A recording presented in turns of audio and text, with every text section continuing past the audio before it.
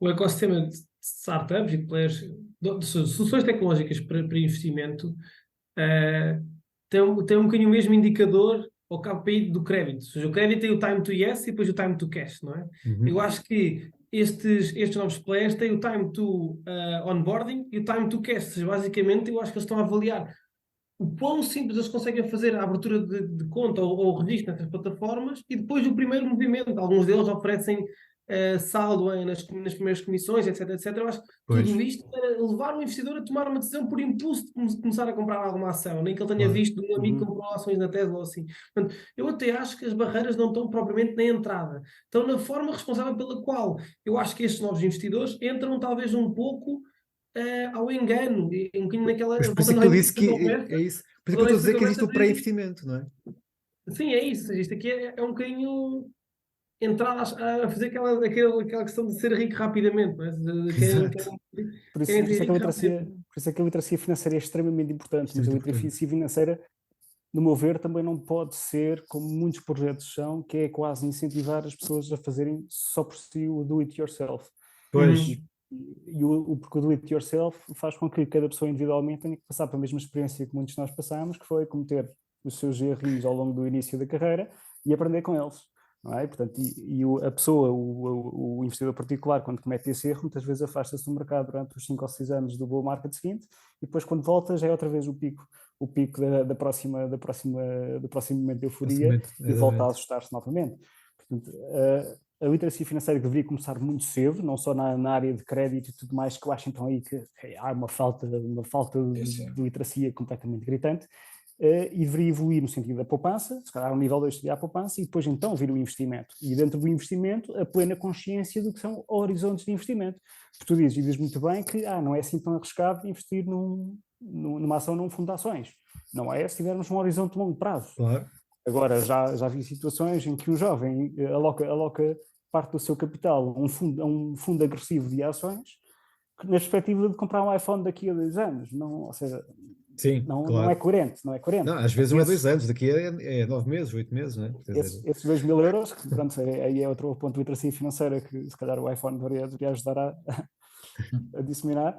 Esses 2.000 euros deveriam estar no mais defensivo possível e depois, se calhar, para comprar o carro daqui a 5 anos já poderia assumir um bocadinho mais de risco e o montante que for para a reforma, então, por favor, uma pessoa Claro. jovem, full on ações, se não tiver outra alternativa que dê 7% ao ano a longo prazo. exato. Mas eu acho que aí há exemplos interessantes, por exemplo, há dois exemplos distintos. Por um lado, temos a Fidelidade que criou o My Savings, que permite basicamente a pessoa definir um objetivo, uh, Sim, sim, estabelece sim, uma sim. poupança, mas pronto.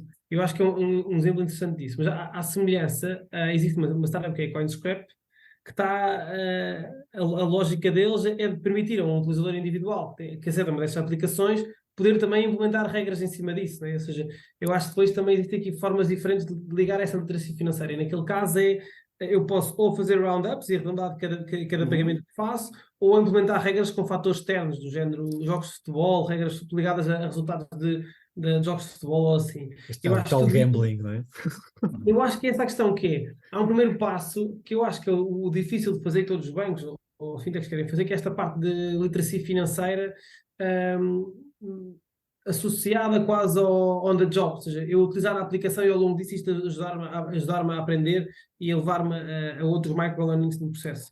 Mas eu acho que há exemplos na indústria nacional que já são interessantes nesse sentido do utilizador que já consegue gerir a sua própria jornada individualmente. Não é? Sim, A questão é sempre os patamares seguintes mais integrados, né? é Mais isso. pensados. Sim. Sim, eu sou um defensor e quem ouve o podcast e quem sabe, eu defendo muito o tipo de investimento por objetivos, né? Ou seja, nós definirmos objetivos que sejam alcançáveis, né?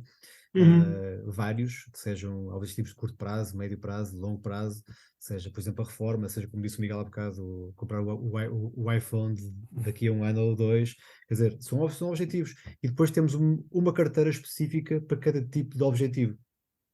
Eu sei que isto, muitas vezes Um falamos em erros pocket. comportamentais, não é? E falamos logo da contabilidade mental, não é? Que é um bocado este tipo de erro, mas sim, se nós admitirmos que sofremos desse viés comportamental, e que quase toda a gente deve sofrer, portanto é quase transversal, Acho que podemos ter aqui um objetivo, vários objetivos e ter uma carteira por esses objetivos. E eu acho que as fintechs, mais uma vez, podem trazer essa flexibilidade, porque aí vai ser muito difícil de um player grande, de um banco, uma seguradora, desse o exemplo da fidelidade, que é interessantíssimo, claro, mas de fazer isso. Mas fazem isso para pequenos segmentos, para pequenas partes desse processo. Não fazem para o total. Imagina, eu tenho, pessoalmente, e eu sou um apologista de que cada carteira é única, ou seja, nós não podemos estar influenciados pelo lado ou pelo amigo. Tu disseste há bocado que nós funcionamos muito em comunidade e é de facto isso que acontece, mas o que eu digo muitas vezes às pessoas, o que eu digo sempre às pessoas, aos meus clientes e amigos e familiares, para toda a gente, é que cada carteira é única. O que eu invisto não é exatamente o mesmo que serve para o Miguel, para o Henrique ou para o António. Não é? Isto é fundamental. Diz, Miguel. E dou ao encontro do ponto desse teu ponto de fidelidade de fazer isto para um pequeno segmento, primeiro para alguns dos seus clientes também. Claro. Acho que a única entidade com poder suficiente para fazer algo um bocadinho mais disperso seria o governo, não é? Portanto, uma questão de uma perspectiva nacional ou até internacional, supranacional, se virmos europeu, numa dimensão europeia. E vê-se isso, por exemplo, no mercado de fundos de pensões no Reino Unido, em que tem o sistema de auto-enrollment para fundos de pensões do setor do segundo pilar, terceiro pilar, não? Exatamente, acho que sim. Em que a pessoa, para não descontar para aquele fundo de pensões, terá que ir fazer pelo menos o ato de tomar a decisão consciente de tirar de lá o TIC, a dizer este ano eu não quero descontar para um fundo de pensões. Portanto, estes pequenos nudges funcionam. Uma coisa muito interessante que a minha mulher aqui há uns tempos, quando subscreveu um PPR, subscreveu lá um daqueles contributos mensais automáticos para o PPR e definiu logo à partida que todos os anos esse contributo subiria 10%.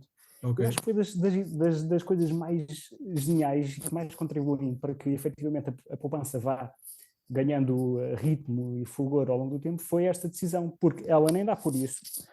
As coisas no final do ano vai subir mais 10%, não vai fazer o montante, o diferencial não é muito diferente, mas a verdade é que já está hoje, vai passar em janeiro a contribuir, se calhar mais 50% de contribuir no início da decisão de investimento.